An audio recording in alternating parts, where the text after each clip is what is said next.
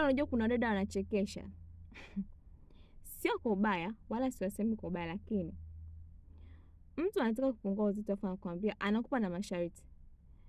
Kama dawa nikitumia itanipunguza na shepu langu sitaki. Wewe. Nakosa hadi nguvu ya kuongea.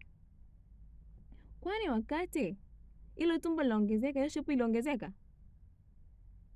Wakati hiyo mnyama uzembe inakuwa, inatepeta kwa mgongoni, hiyo shepu iliongezeka?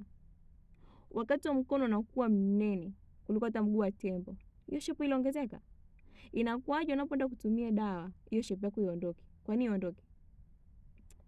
Ingekuwa ndio hivyo basi mtu unavyoongezeka mnyama uzembe, kama ni shepu linakuwa hilo. Lakini haliwi. Alafu leo hii unaleta masharti. Utafikiri anayekuhudumia ndio mwenye shida. Hebu badilikeni. Na wasema kwa uzuri tu. Ukichukulia vibaya, shauri zako.